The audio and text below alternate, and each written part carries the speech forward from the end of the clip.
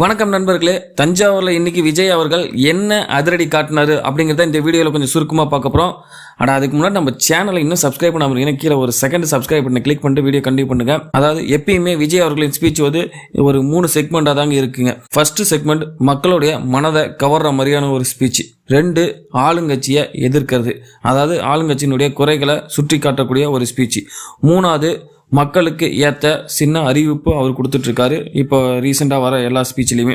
அதே மாதிரி தான் இப்போது தஞ்சாவூரில் இன்றைக்கி நடந்த ஸ்பீச்சிலும் இருந்திருக்கு. அதே மாதிரி வேலூரில் ஒரு விஷயம் சொல்லாத மறந்துட்ட ஒரு விஷயத்த ஞாபகம் வச்சு இன்னைக்கு என் நெஞ்சில் குடியிருக்கும் வேலூர் மக்களே அப்படிங்கிற ஒரு விஷயத்த சொல்லியிருக்காருங்க.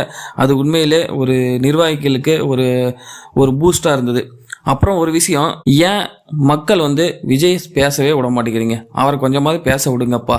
கத்துன்னு கத்துறது, விசில் சவுண்டு, டிவி கேர் சவுண்டு, விஜய் சவுண்டுன்னு அவர் பூரிப்படைய வச்சிருச்சிங்க விஜய். உண்மையிலே சொல்லப்போனால் சில நேரத்தில் அவர் வந்து ஸ்பீச்சையே நிறுத்திட்டாரு. அவங்க மக்கள் அவருடைய நிர்வாகிகள் சத்தம் போறதை ரசிக்கிறாரு விஜய் அவர்கள். அது உண்மையிலே அந்த வீடியோ பார்க்கும் போது தான் தெரியும் அதனுடைய பூரிப்பு நம்மளுக்கு. ஒரு விஷயம் புரியுது, இளைஞர்கள் விஜய் பக்கம் நிறைய பேர் இருக்காங்கங்கிறது ஒரு கூட்டத்திலையும் நிரூபிச்சுட்டே தான் இருக்காங்க. இப்போ இன்னைக்கு தஞ்சாவூர்ல என்ன பார்த்தீங்கன்னா, எப்பயும் போல சில விஷயங்கள் வந்து மக்களை கவர்ற மாதிரி பேசியிருக்காரு. ஆளுங்கட்சியான திமுகவை அதிரடியாவே தாக்கியிருக்காரு. சில விஷயங்கள் சொல்லப்போனா 2-3 டைலாக் என்னன்னா, ஊராம் வீட்டு நெய்ல உங்க வீட்டு ஸ்வீட் செய்யாதீங்க அப்படிங்கிறதெல்லாம் விசில் சவுண்டு பறந்துச்சிங்க. அதாவது ஊராம் வீட்டு காசை வச்சு நம்ம வீட்டுக்கு ஸ்வீட் செய்யக்கூடாது அப்படிங்கிறத சொல்லியிருக்காரு. அடுத்தது தமிழ்நாடு தான் டிவிகே தான் தமிழ்நாடு, அதாவது விஜய் தான் தமிழ்நாடு தான் விஜய் அப்படிங்கிறத ஏன் சொன்னேன் அப்படிங்கிறதுக்கு ஒரு விளக்கம் கொடுத்துருக்காரு. ஏன்னா மக்களின் ஒரே உண்மையான பிரதிநிதியாக நாம் இருப்பதால் தான் நான் அப்படி சொன்னேன் அப்படிங்கிற ஒரு விஷயத்த விஜய் அவர்கள் குறிப்பிடுறாரு. ஏன்னா இந்த மாதிரி சொன்னதுக்கு நிறைய பேர் அவர் ஸ்பீச்சை திருச்சி பேசுகிறாங்க அப்படிங்கிறத ஒரு காரணத்துக்காக இந்த விஷயத்த எக்ஸ்பிளைன் பண்ணியிருக்காரு. எப்பவும் போல டிவிகே வெர்சஸ் டிஎம்கே தான் அப்படிங்கிறத திரும்ப சொல்லிக்கிட்டே வந்திருக்காரு.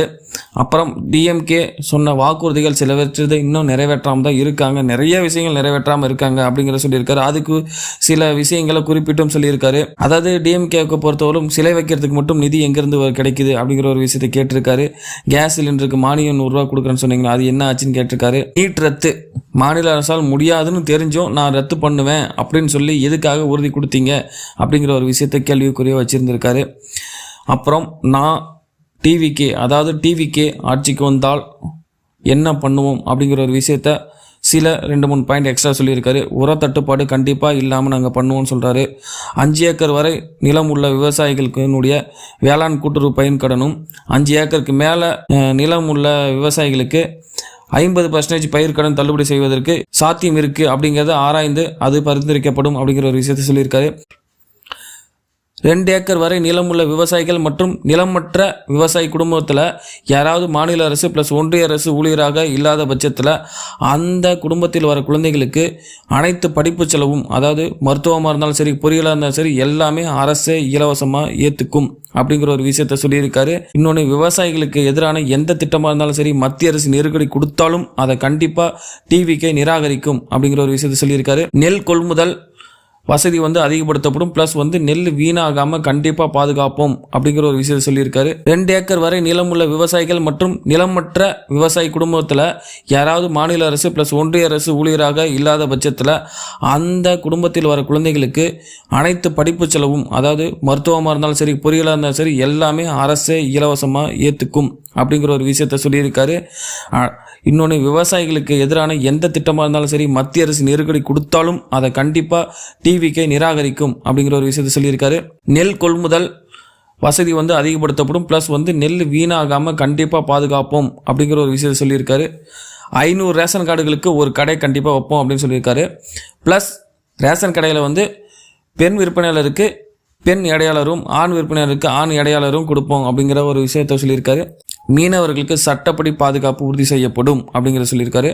வேலைவாய்ப்பு கண்டிப்பாக உத்தரவாதம் அளிக்கப்படும், நாங்கள் பொய் வாக்குறுதியை கொடுக்க மாட்டோம், நாங்கள் வாக்குறுதி கொடுத்தா அதை கண்டிப்பாக நிறைவேற்றுவோம் அப்படிங்கிறத உறுதிப்பட பேசியிருக்காரு இந்த மாநாட்டில் விஜய் அவர்கள்.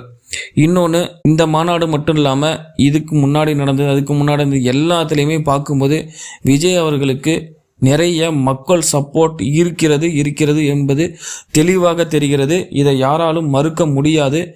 விஜய் அவர்கள் கண்டிப்பாக ஒரு குறிப்பிட்ட பர்சன்டேஜ் ஓட்டு எடுக்கிறத தடுக்கிறதுக்கு எந்த சக்தியாலும் முடியாதுங்கிறது இப்போதைக்கு கொஞ்சம் தெளிவாக தெரிகிறது.